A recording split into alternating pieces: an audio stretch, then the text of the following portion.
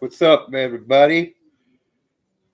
Nobodies, somebodies. We're all nobodies in somebody's book, if you know what I mean.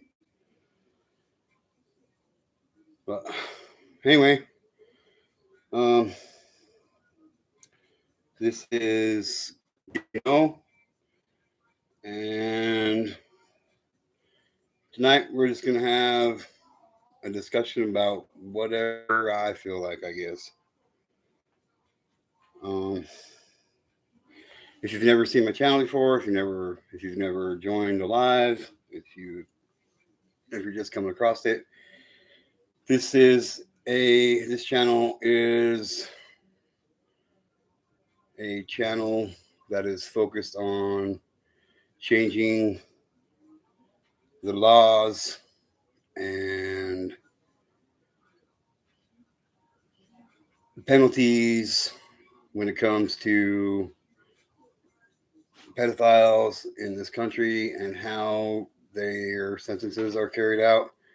Hi, sister. Hi, Darlene. How are you doing tonight, sweetheart?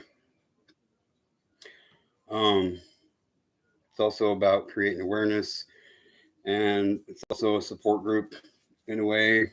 Anybody can come here and tell their story about any kind of abuse they've dealt with in their life, um, whether it be sexual abuse, physical abuse, mental abuse, any kind of abuse.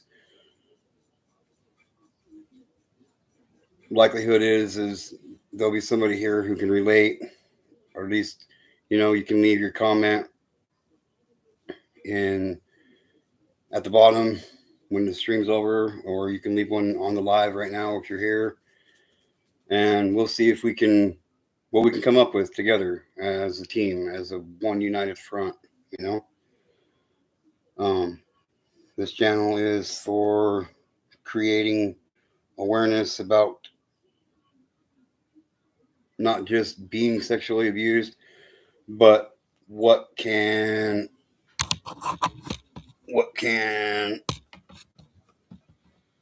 come from being sexually abused and whatnot. Um, I'd like to start getting some people on here to come up and tell their story about how, if they've tried pressing charges on anybody, or if they've had a case that went to actual trial and how it went. I know that um, all too often the victims become further victimized by a court case because they don't get justice usually. So if you're if you're one of those that fit into any of those categories of ones that have been abused, or a parent of a child who's been abused and you haven't been, and you need some help or some ideas on how to go about dealing with it, because I mean, if you haven't been sexually abused and your kid comes to you and tells you that they have been, I'm sure it's got to be a tough deal. And if you don't know how to deal with it and handle it, because I mean, yeah, you can always call the cops and go about it that way, but that doesn't always turn out good, you know. And the cops are there to uphold laws, and they're not there to support you through the rest of your life when it comes to trying to deal with a child who's been sexually abused. So, um, for those of you who don't know, who end up watching this, I am a survivor of childhood sexual abuse. I was sexually abused from the time or the summer I turned 5 years old until the summer I turned 11, 12. Um, it wasn't just some touchy stuff. Like, I was performing full on oral on him and whatnot. Oh, here's the dog. Come here, say hi real quick. Say hi.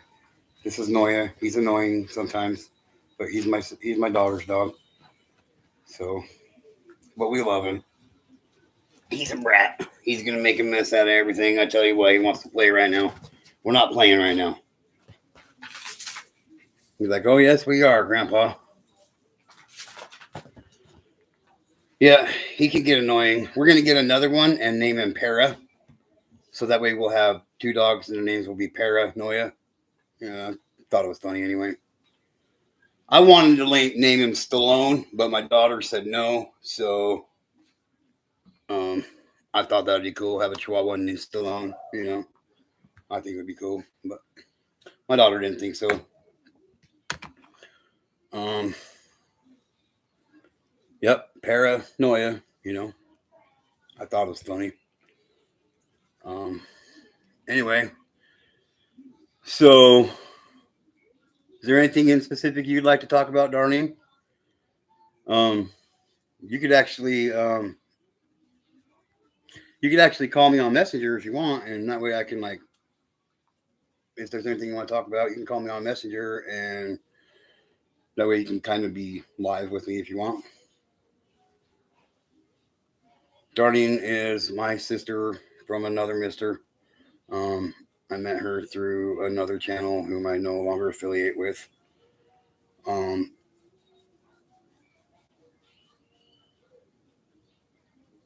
but I'm proud to call her my big sister. So even though we've never actually personally met in real life, we've had many conversations through text messages and phone calls and video chats and whatnot and whatever. So her story alone is holy God. It's a horrible story, and she's got a book on Amazon that you guys should check out. You can find her book, Darlene. If you want to drop the name of your book so people can find it on Amazon, that's fine. Please do so. Um, oh, there we go. She's actually calling me. Hang on a second. Hello. Hello. Hi, sister. Hello. Hi, bro. How you doing? Hello. Hi, sister. Oh, can you? Hi, bro. How you doing? Hello. Good. You're gonna have to turn. You're gonna have to turn your YouTube down or your phone down. One or the other. Okay. Now we'll try. How's that? Is that better? That definitely sounds better. I'm gonna go grab another phone real quick so I can have some better light. Hang on a second, sister. Okay. So I was kind of thinking, maybe you could tell everybody, who you are, for one, and maybe a little bit about your story. Yes, I am Darlene J. Clark. I had been abused since I was born, basically. I had heard horror stories that some other family members who I cannot tell their stories, but I have heard first part of what happened some of my life and what happened before my life. Right. I have a book out there. It's called Shattered Innocence. It's Darlene J. Clark. It's at Amazon.com. My innocence was shattered, and a lot of it is still shattered, even though I've overcome a lot. There's still so many memories that I still haven't uncovered, and I don't want to uncover. It was hell enough as it was, and I don't think I could tolerate finding out more at the moment. I don't think I could tolerate. So anyway, we got to learn to speak up, speak out. We need to quit saying, "Oh, that person seems all right to me. It's none of our business, none of our concern."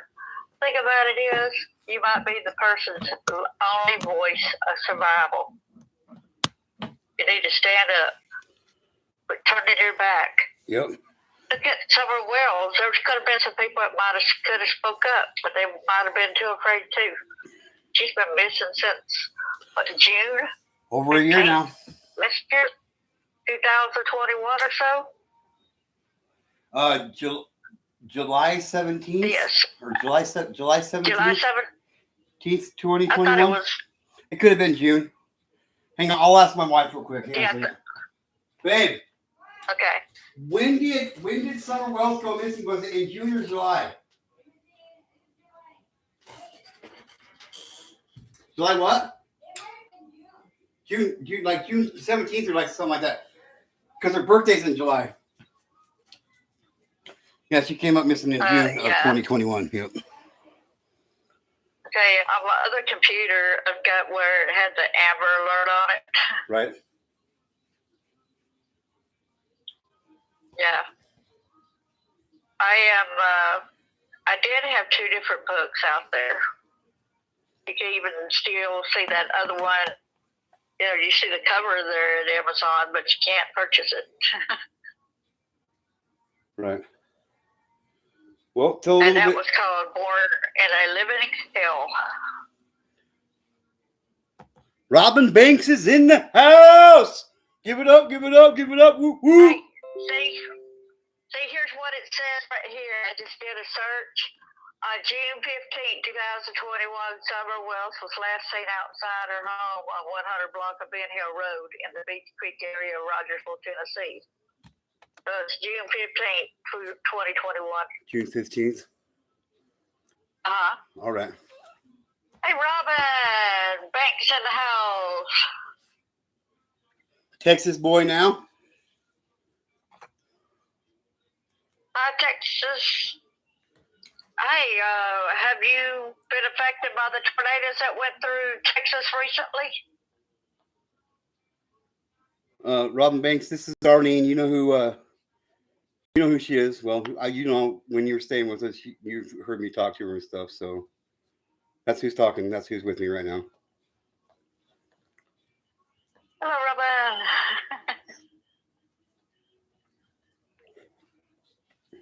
So tell everybody a little bit more about your story, Darlene. Like, tell about, I don't know, whatever you feel comfortable telling right now. Let's get to know who Darlene J. Clark is. Tell the 92 subscribers I got who Darlene J. Clark is.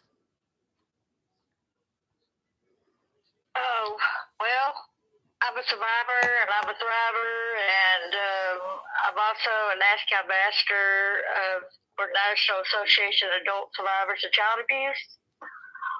And I am a child of, I guess my parents had there's been so many different marriages and stuff, so I stopped counting at 13 to 15 siblings. Wow. At one time, there were 9 of us living in one home.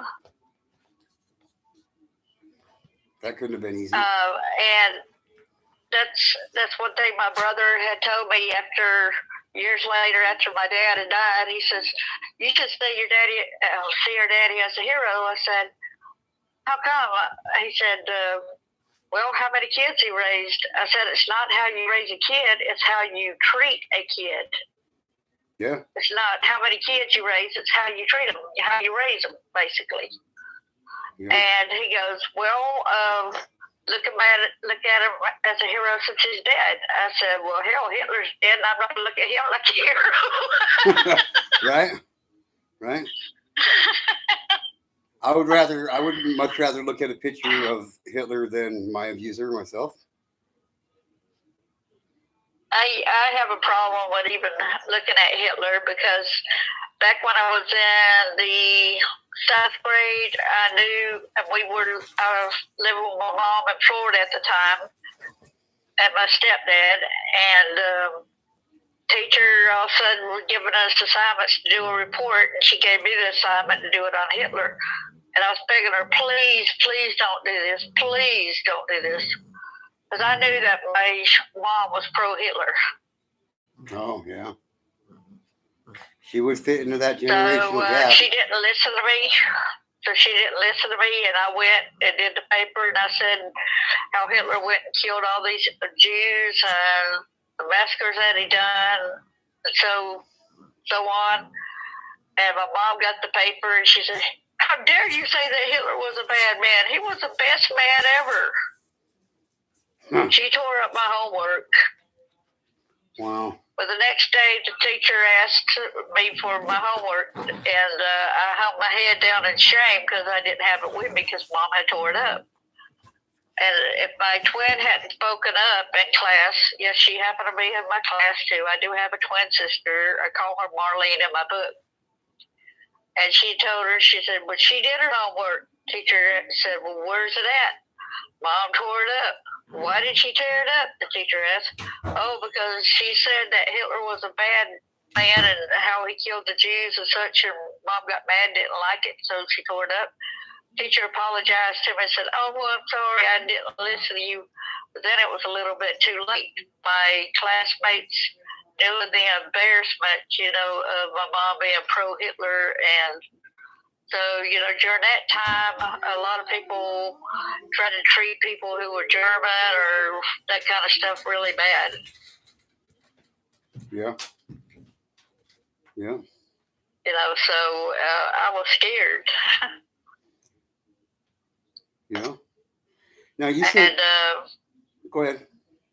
And there were things in my story that I did not know. How I came to the realization I had a problem get to know. What's that? I'll start from there.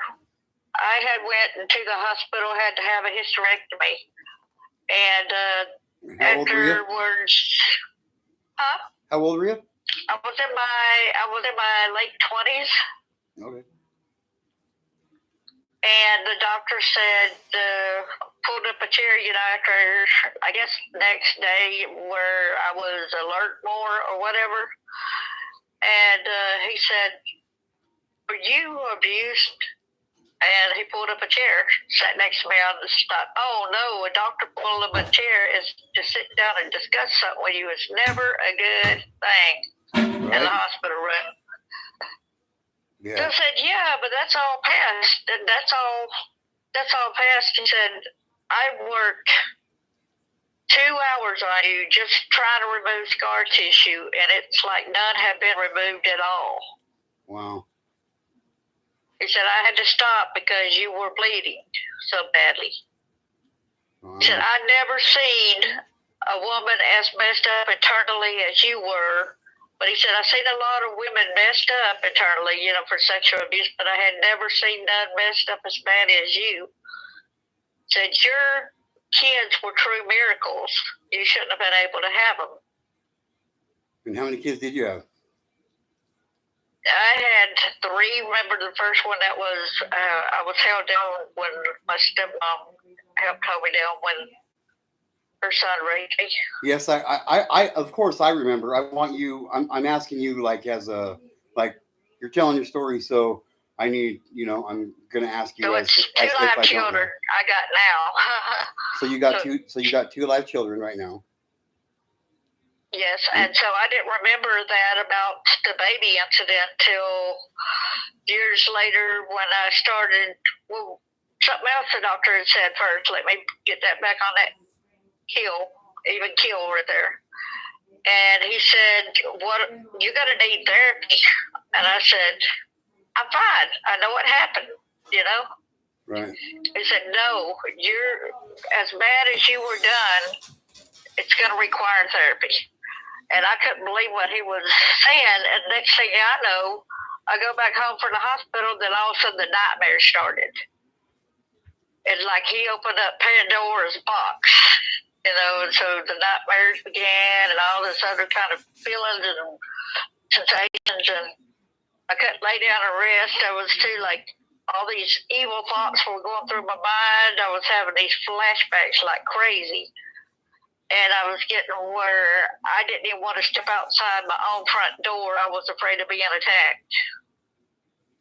So basically, that's what all these feelings were doing. It was making me afraid to even walk outside.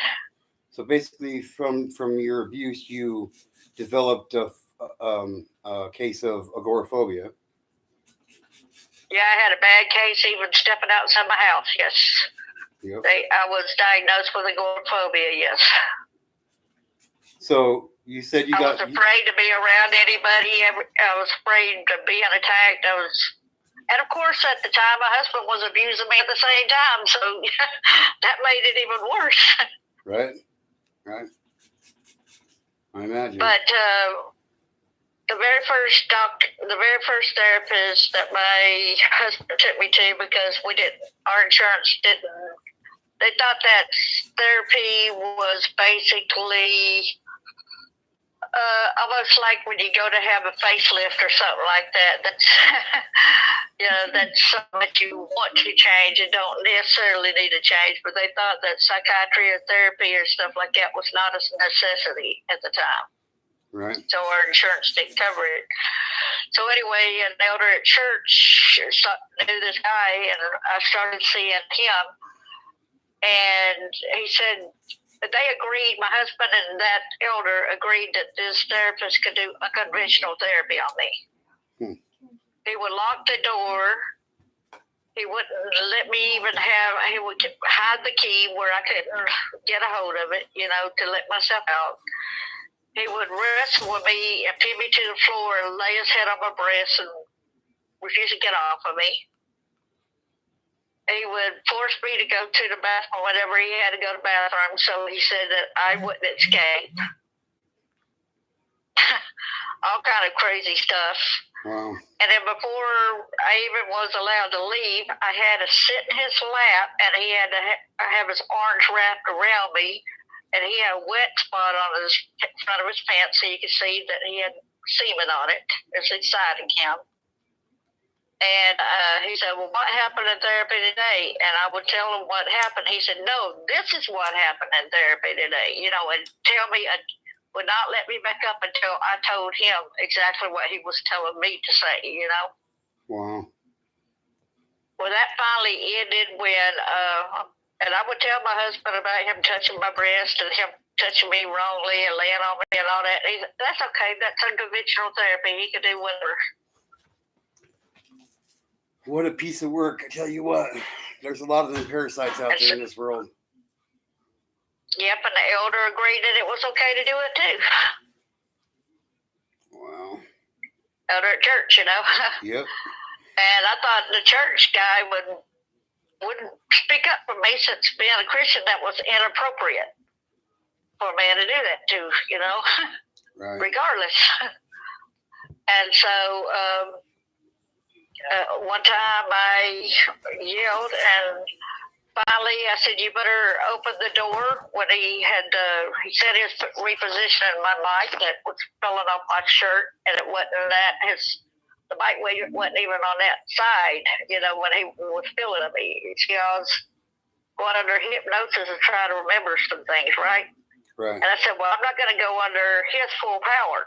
If he touched me inappropriately, I'm snapping out of it, So I made sure to keep that. And so when I stood up and I was like, you better let me out of here. And he says, I'm not letting you out till you calm down, till we discuss it. I said, I'll call, because it was a old dorm room. So there's other businesses and some kids that's still in there, some teenagers or whatever. Right. I said, if I holler help or something like that, somebody will help. He said, well, the police will believe me. Him won't believe me. I said, do you want to get that chance of maybe not getting arrested for the sexual type of stuff you done, knowing that you got semen on your pants right there? Kind of hard to explain that one away. Right. Right, I said so. So he went ahead and he let me out, and I left, and I never went back to him again for therapy. Yeah, I probably wouldn't be going back to him for therapy unless it's some kind of street therapy. I'd go see him for that. I'd go fuck him up real good. Finally, then insurance happened, and so I was able to start seeing this psychiatrist. That's the one that believes my stories, and that's when I really got to the root of a lot of my problems, and I started remembering a lot of the horrible suppressed things like memories. the murder of my baby and stuff. Yeah, I was gonna mention that. I wanted to circle back around to your kids you got now, and exactly how many pregnancies you've had, and I had so many pregnancies, I kept having miscarriages and stuff. So, because I kept, and then my husband and his family, I'd seen how everybody else would console somebody else when they lost a child, when they miscarried. They would hug them and say, it's all right. And then instead they would tell me, you'll get pregnant again. Don't worry about it. Or I just supposed to just shake it off, oh man, I always kind of hated how everybody else had that compassion towards them, and I didn't have that compassion. Yeah. Darlene, Robin Banks says, oh no, I'm in Austin. Not a lot of twisters there. So. Right. That's all that. Yeah. You just have a different kind of lifestyle there in Austin. Yeah.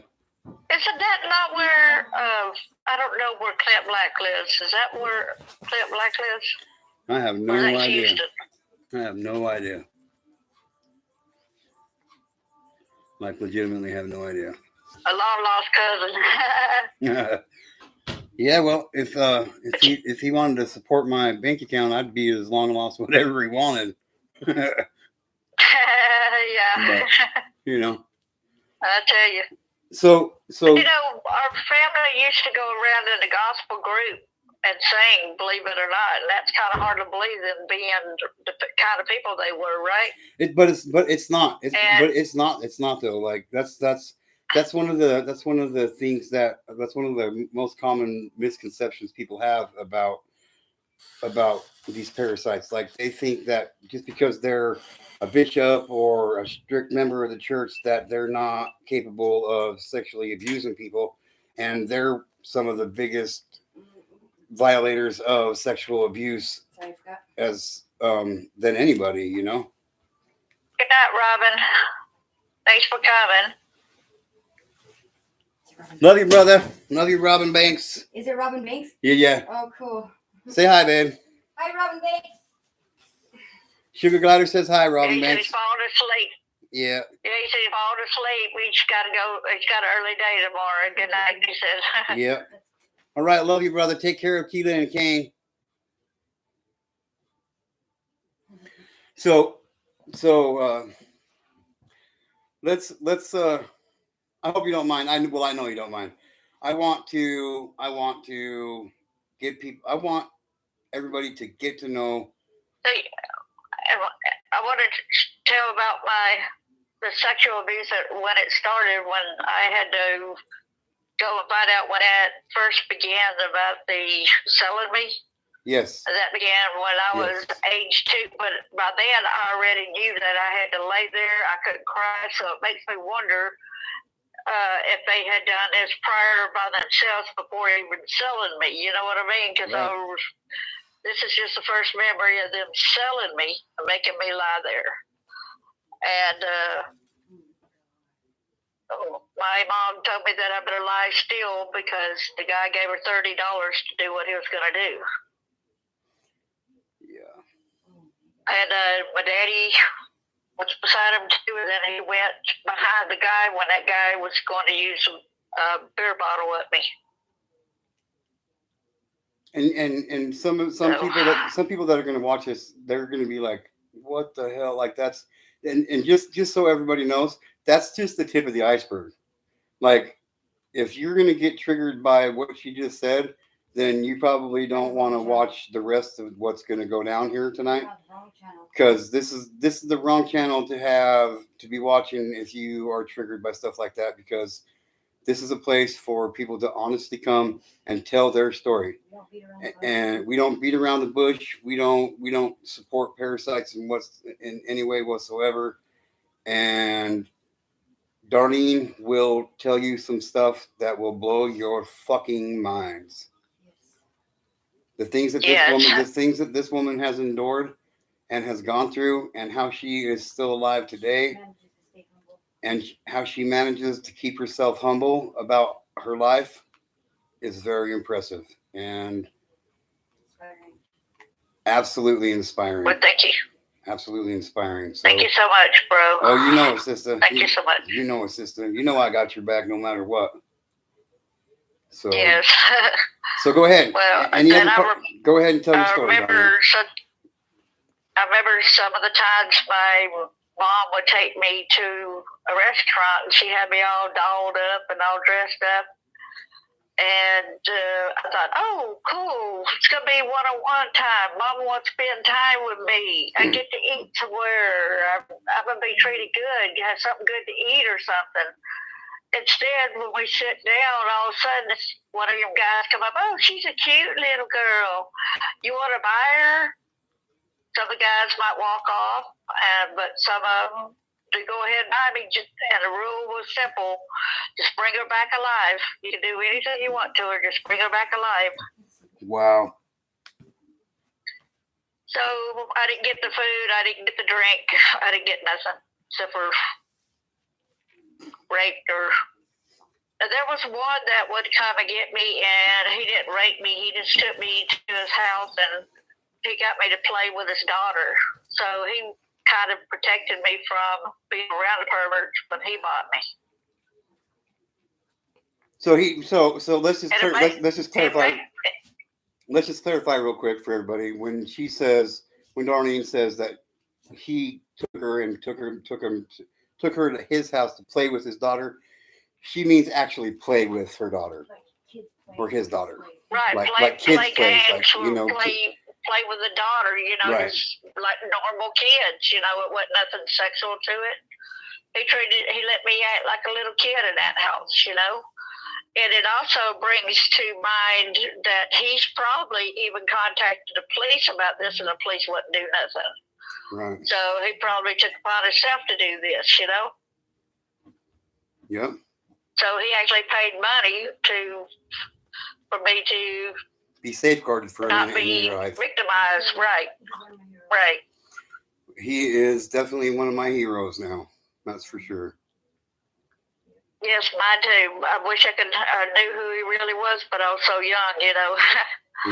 And I cannot stand being called doll or nothing, because that was one of the items they used the dolls put on me before too. One of the dolls, you remember they used to say we didn't get the life-size doll of ourselves when we were younger, Yeah. And that's what they used, the doll's foot. And so I cannot stand being called doll. I get it. And then when I was about 4 years old, my dad come in the living room, and he parted my legs, and he cut the majority of me off between my legs with a knife. Let that sink. Hang on. Let that sink in, everybody. Did you hear what she said? Think about what she just said. One more time, Darlene, just so they don't gotta rewind it. What happened? When I was 4 years old, I was laying on the couch, and I already didn't have no clothes on, so I guess I had to wait on him to come in there and do what he was going to do. And he spread my legs, he had a knife in his hand, and he cut most of me off on one side, on my outer part of my vagina. Yes.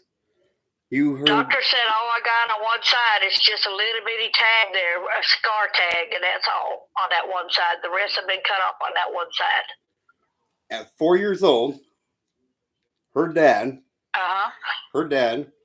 cut off part of her female genitalia. Let that sink in. That's a majora, yeah. That's the kind of thing that this woman has gone through in life. Go ahead. Continue, Darlene. Then the next thing I know, I'm not going to say what Daddy did to it because it was sick. Right. I don't know if you really want to know. I want you to tell your story however you want. I don't care about anybody, about YouTube analytics, any of that shit. So you tell your story how you want. He actually put it in his mouth and ate it. He actually put it in his mouth and ate it, okay? And he ate it. And there's still people out there that are doing this right fucking now. right now. Right. And this happened how long They ago? filled 50 up. years ago, Darlene? I'm 60 years old now, so it was 56 years ago. So it's still going on today. Think about it, guys. And they had me imagine a little 4-year-old, a 2-year-old. A lot of times I would, I guess, slip out of a dissociative state, so slip back and forth into dissociation. And they always had me in a tub full of water that was up to my chest. I knew that I could not turn around or move at all because I would drown. Because just a little bit of motion with the water would knock me over. So I had to sit there and be in that bloody water, see, blood red, and just be sitting there still, and knowing that they would just assume just let me move and let me drown in there. There wasn't no adult in there with me or nothing. And for anybody that's going to watch this or watching this now, if you think that this is an isolated incident with one person, you're wrong. There's somebody that you know whose child or themselves have gone through this, are going through this, or will go through this, or even worse than this in their lifetime. And that's... It's sad that everybody gets triggered by it.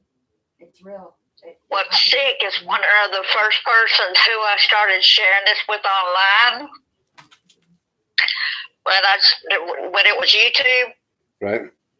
There was a guy that loved to play literati with me, and that's another form of Scrabble. Okay. Anyway, he said, "Oh, I wish you wouldn't shut up about that kind of stuff. That turns me on." The fuck, man? And he literally said, anybody who says that child abuse that raping a child does not turn them on, they're damn liars, what he said. Well, I'm telling you right now, from my own personal experience, every time my abuser stuck his genitalia in my mouth, I was not turned on at all. So anybody who believes that shit can come knock on my door and I will show you exactly how you are wrong. Because exactly, so that guy was sick and saying that every adult male would be turned on just the thought of a child being raped. That is so. I'm sure that there are parasites out there that are turned on by that kind of thing, but the majority of men who are not parasites, I can tell you right now, just the thought of a child being raped makes me so far opposite of being turned on that I almost want to just puke. You know what I mean? Exactly. Like I can't fathom it. I have a 14-year-old daughter, and I thank God, and I take a lot of credit, and I give my wife a lot of credit on knowing that she's never been sexually abused. And when I listened to a singer, his name's Haystack. He's got a song called "Those People." Favorite verse in there literally says, "When I think about a dude touching my daughter, I think about my whole crew fucking his mama. I think about the duct tape, torture, and butt rape a person would endure for touching my babies. I'm one of those people. Like you want to sexually abuse one of my kids? The things that I would do to you if I got to you before the cops did I would feed you to your own fucking dog, bit by bit. And like my wife just said, let's just leave it there. So that's you know what I mean? That's the type, like, don't. I'm not okay with it. If you're a parasite, you deserve to be stomped on like a fucking parasite. So, go ahead. Sorry, Darlene. And a lot of years later, I'll get back to some of the other stuff in between the age 10 and stuff, but this going on with the sex trafficking thing right now. Years later, after I was married, I met a guy with a common surname at the public library. before I could even get my purse down to sit myself, get seated at the table or anything, he goes, "I remember you." I said, "For what?" He said, "From all the child pornos." My feet went out from underneath me. I fell. I said, "What?" He said, "My daddy had over 300 child pornos, and you were in the majority of them." And this is just some random I dude that you fell. happen to run into at the library. He was an Alabama state trooper too. Oh yeah, that's right. That's that motherfucker you were talking about. Did you hear that? Yes, Everybody? he was an Alabama state trooper, and his daddy had businesses in Alabama. In that whole town, he had a lot of different businesses. So he was one of the main suppliers of the money for that town. Interesting. Oh yeah. Oh yeah, I fell, lost my balance. I didn't want to sit there, but I couldn't get up from that chair. My legs wouldn't work. Yeah, So I can imagine. I said that since your dad's dead, I hope and pray that you disposed of all them pornos, right? And he said, "Well, no." He said his daddy had a buddy who loved child pornos, and he gave them all to him. And how much are you willing to bet that his buddy happened to be an Alabama state trooper as well? I bet so too. I mean, that's one of the Or like the mayor, or the mayor of Athens, for all we know, with the guy having businesses right there. Could have been a judge too. he could actually be a judge right now, sitting in a courtroom. Exactly, he could. I mean, legitimately, he could be the bishop of a church, the reverend of a church. He could be a pillar of the community, but still as sick sick as can get. And nobody even suspected. So when I was remembering all these things, put in mind that I was also, whenever that was being done, here I was getting better psychologically until that kind of thing hit me, and it's like, do what? Right. Yeah. My mom was no longer on any kind of family tree whatsoever then, Right. And that's not the first and only incident you had with somebody coming up to you telling you that they recognized you from some child pornography that they've seen, is it? Exactly. Some different people had said, come up to me as an adult, me even being as older, like in my 50s, even come up saying, "I recognize you." I said, "For what?" And then they failed to tell me from what, but we know what it was from when they recognized me. It's like, he recognized me, and I hate this crap, Yep. And how do you deal with that knowledge and the fact that at any moment in time somebody can come up to you and say those words, "Hey, I recognize you"? How do you deal with that on a day-to-day basis? How do you? It's kind of hard because sometimes I'll go to a restaurant and I see these two people, like a man and a woman, that are just eyeing me and staring at me like I'm disgusting or something. And then I come back from the bathroom. It was like there was a restaurant called Perkins, and it's closed now. And I came back, and before I got to them, to go past them, they go, "Be quiet, she's coming back again," And I overheard them, that we remember her, and so I'm recognized more than it's thought out. It's scary. It's scary as hell. Not only is it scary, it's absolutely fucking disgusting. It's absolutely disgusting. And they got to put in mind that I was a little kid, and they need to quit looking at me as me being the sick one. When I was 4 to 11, right? 4 to 14, I think you said. Yep. He needs to. I was a kid. I was not an adult. Yep. This was forced upon me. And the fact that these parasites looked at you like you were the fucked up one. and Exactly. and they can't acknowledge the fact that obviously if they're saying that they recognize you from Like, what are you doing watching that kind of stuff? exactly, you know what I mean? Like Yeah, or they had to be part of it because some of the people involved were women too. oh yeah, let's and that's one thing that I want to. I'm going to do a show here. I'm going to do a live here in the next week or so, and it's going to be just on cases just about women as being the abuser. Look at Weinstein. And But Like- remember what else I failed to say what that state trooper had said? What's that? Go ahead.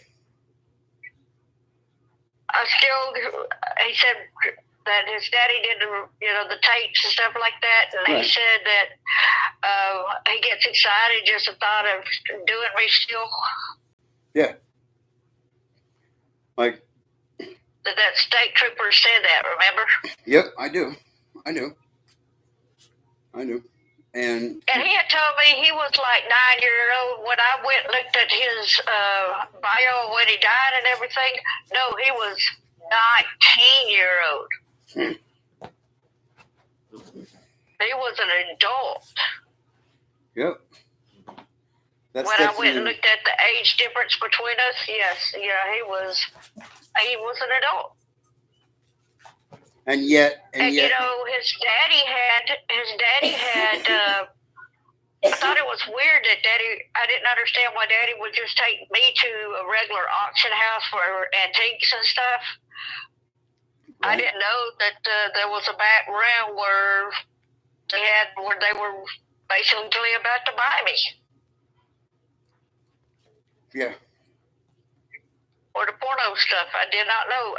That's when I knew that I go back and I look like daddy had me all dressed up and everything, I remember that.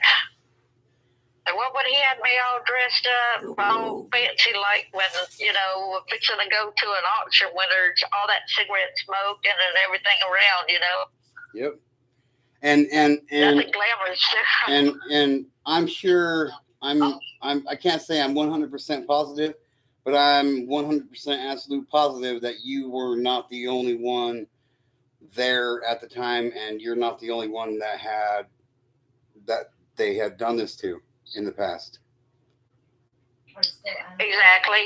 Because there had to be other girls. I didn't have to be the only, Oh yeah. But none of my other siblings were done that way. Only me, as far as sold that way. Right. And you said you had 15 siblings? Yeah, when I stopped counting, yes.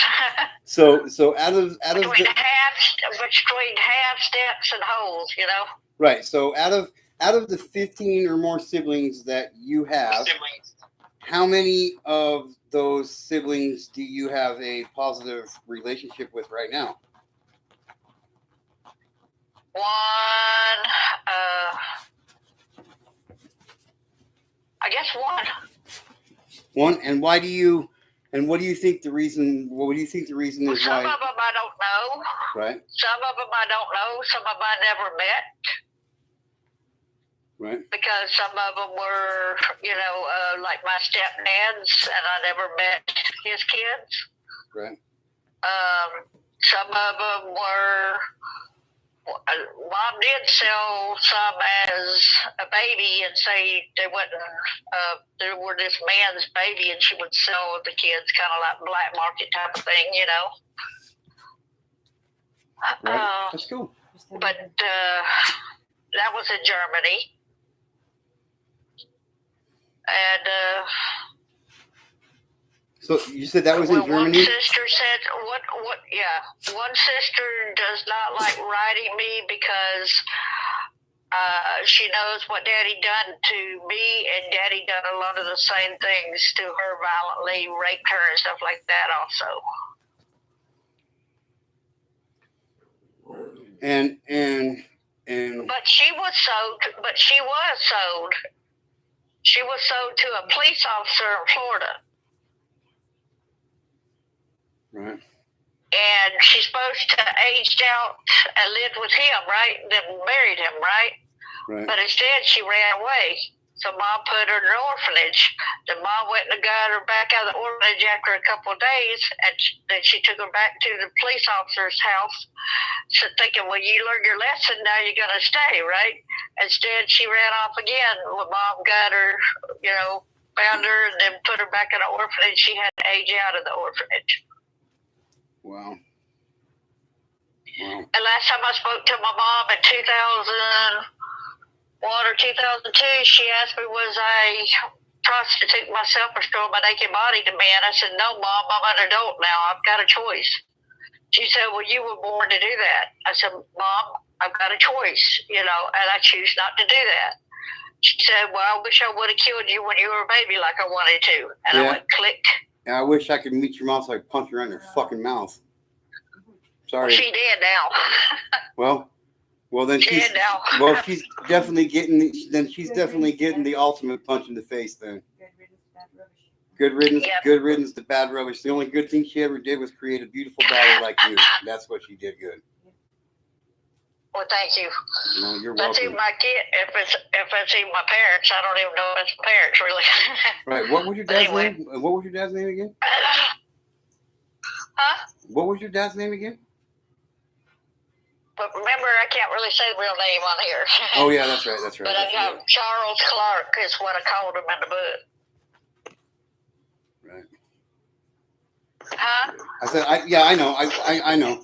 I just, like I said, I'm like doing, interviews, so I just want people to know what, so they know who And you're I talking. named So my know who you're mom talking Hilda about. with their.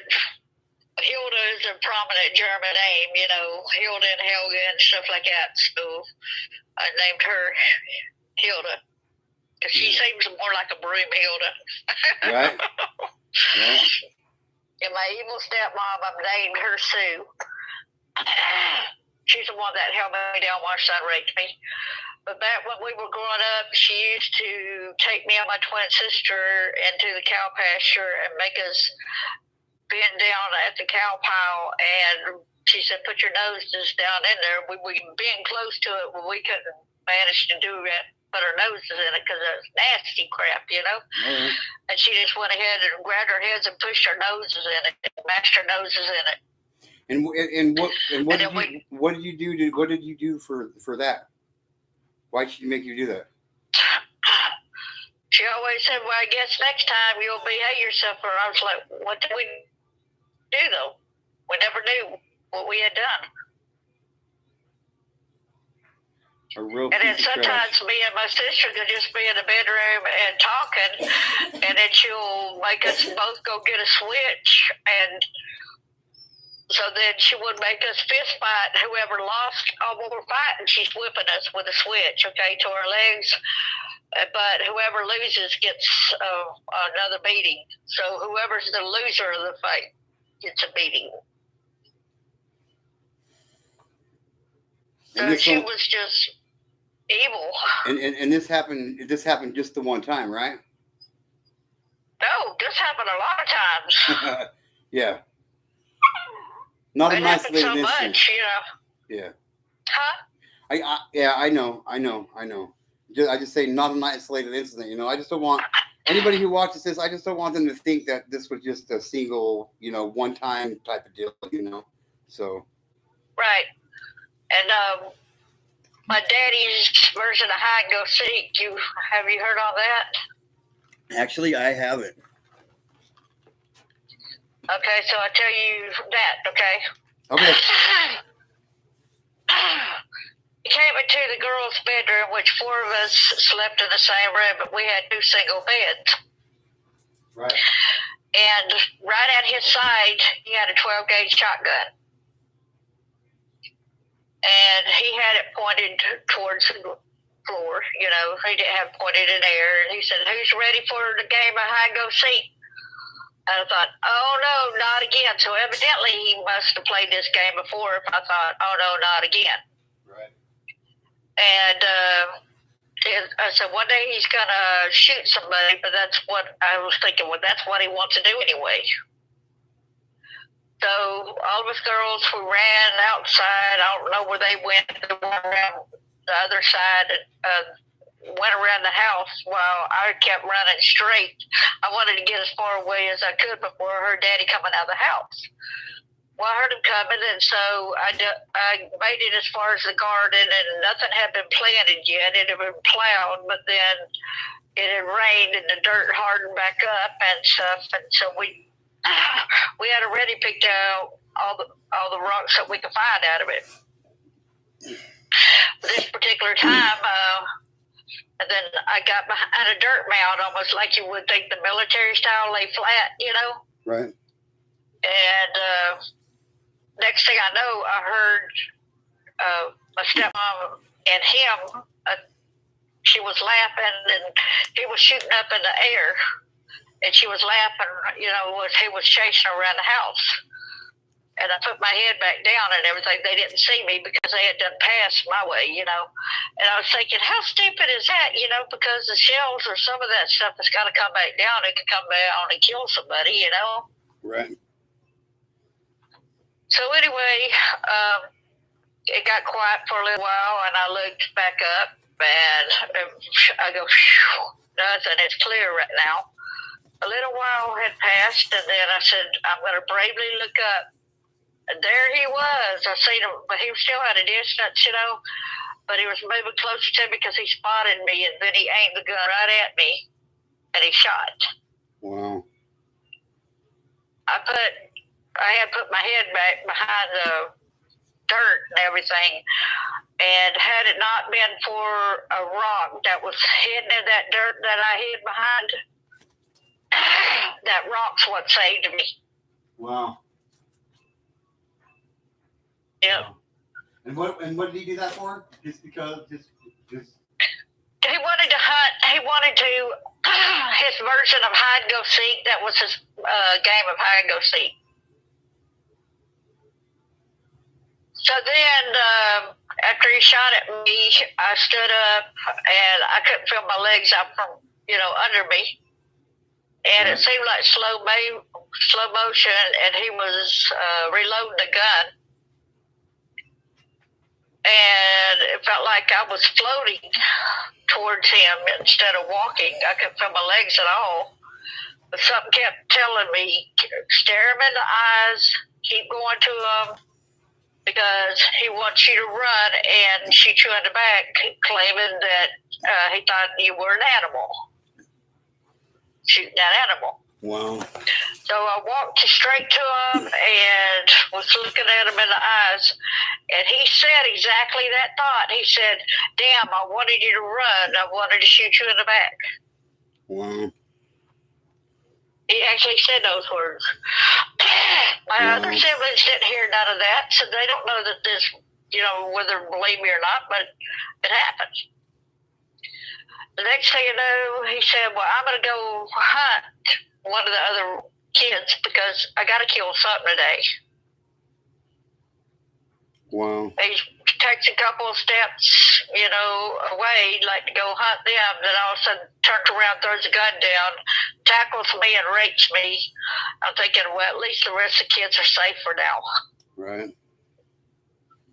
And how old were you when that happened? But he 10. Wow. Yep, I was 10-year-old. There's some real evil pieces of shit in this world, man. Yep. And it's only going to get worse. Oh, I hated it when Dad would have some, there'll be some dogs that come up in the yard. Right. And he would chain them up or tie them to a rope or whatever, make us go out there and watch them while he shot them in the head. Wow. Like if your dog came up in the yard and he would put a rope on him and then shoot him in the head. Make us watch. Wow. No, we ain't gonna let nothing like that happen. Yeah. And he also liked to go to a bridge and he liked to throw the dogs off of bridges too. When we lived at another part near a river. Wow. he liked to get to the middle of the bridge, you know, and just throw him off that big current. So this was your biological dad, right? Yeah. And why do you think he was such an evil piece of shit?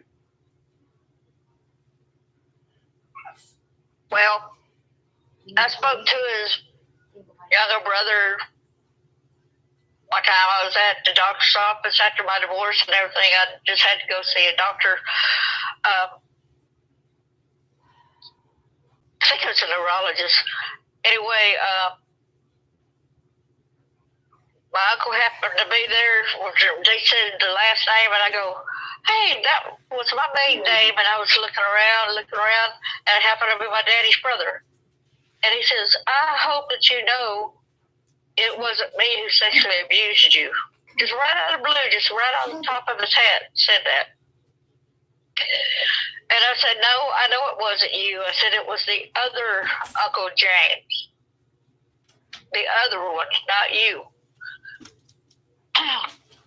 And he said, well, thank you for acknowledging that I wasn't the one. I said, no, you've always been really good to me. You know, I said, why would I think any different of you? Because you've always been good. I said, I've always loved y'all. Because his wife was there too, so that's why I said, loved y'all. Right. So anyway, it was really good to say, and I said, well, I guess I told him, I said, well, I guess my daddy was always mean from being in the military. Maybe that's what made him mean, is what I had said, right? Right. He said, no, your daddy was always mean. He said he would get Christmas presents like he got a baby, kind of like his brother did. And he would go throw it in the ditch full of water. And there ain't no getting in there with the winter when there's, you know, in the water, you know. Right. So it rusted out. Said he was always that mean. I said, okay, so can't blame it on the military. Yeah, can't blame it on the military. I wonder how his dad treated him. I had a friend who I asked him to ask his daddy, because his daddy was stationed over there in Germany when my dad was. Right. Said, do you remember? I said, can you ask your dad about? You know, I gave my dad's name, and he went and asked him. His daddy flew off the handle. Don't you ever mention that name in this house ever again. Because he had been locked in the brig a lot of times when in the military because he was raping children. What a cover. What a cover. What a way to get your hands on a lot of innocent children than to be in that And the kind of military position. Just kept letting them do it, and didn't, you know, they gave him an honorable discharge, not a dishonorable one. Wow. Oh, yeah.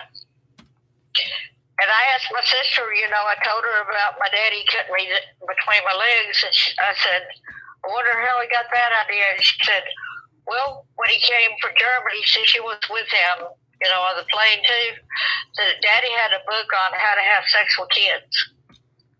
So that's probably how he knew to cut me. Wow.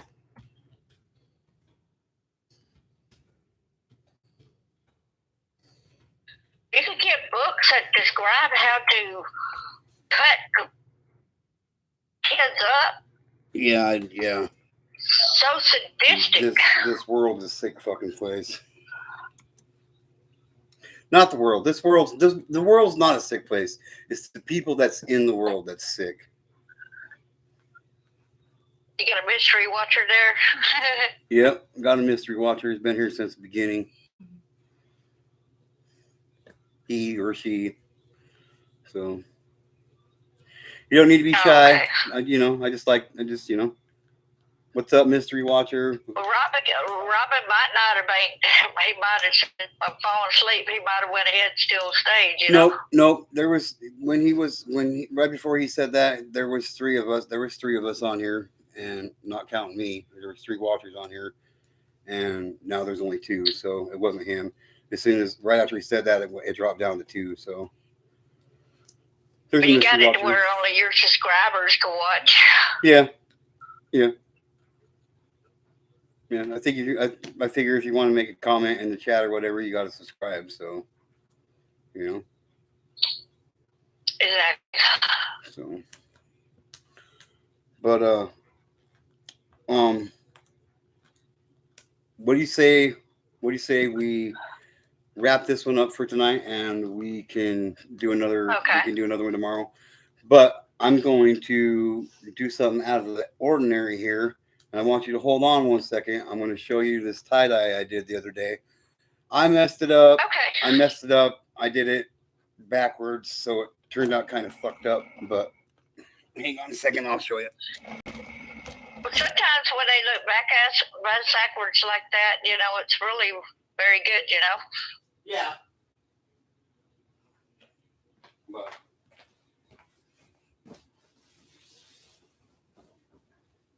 let me.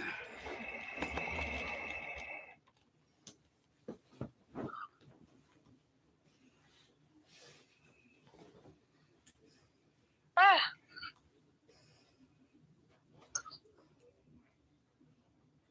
Wow.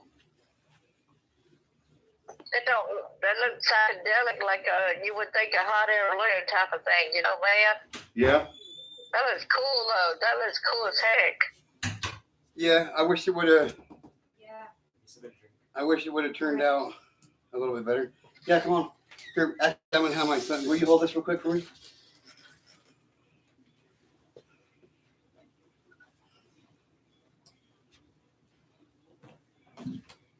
Is that a sheet or what? Is that what? Tapestry. It's a tapestry. Yeah, it's a California King sheet. Oh. So, I think it's pretty. I think it turned out all right, but this was supposed to be in the center, so it would have been a circle like the other ones I showed you. But it's kind of cool still. I think it turned out all right. Yeah, it almost looked like the ends are matching down there. You know what I'm Yeah, saying? yeah. So if you could actually fold it, you could actually fold it together. If I would have cut it in half, and put the two outside pieces together, that's how it should have looked. But like I said, I did it backwards, so it didn't turn out right. But Yeah, I gave you a thumbs up, and then somebody else gave you a thumbs up after I did it. great. Well, whoever you are, mystery watcher, I appreciate your support. I appreciate you being here for the full hour and 8 minutes that we've been doing this, because you've been here since the beginning. Maybe someday here in the future, you'll feel comfortable enough and saying hi in the chat and whatever. And with that said, Darlene, this sister of mine, I always love talking with you. And tomorrow I'm going to do my damnedest to get on a little bit earlier, because it's almost 11:30 where I live. So, I'm going to try to get on a little bit earlier. So, Yeah, 12:14 now. and then, so let's continue this tomorrow, Darlene. Also, bro, about that support group tomorrow at 1 o'clock my time. Right. For NASCA, yes, I'll definitely be there. I will definitely be there. Yeah, because I got to start training you. Yep. It'll be fun. All right. Love you, I love sister. you, bro. Thank you. Yep. And I'll talk to you later. All right. Bye-bye. Bye. Again, that's my sister from another Mr. Darlene, J. Clark. She has a book on Amazon. Check it out. I thank anybody who stayed here and watched this whole live, and just knowing that one or two people are watching makes it all worthwhile to me. With that said, this is Get to Know. Have a blessed night. Have a more blessed tomorrow. And remember, even one child is too many. Later.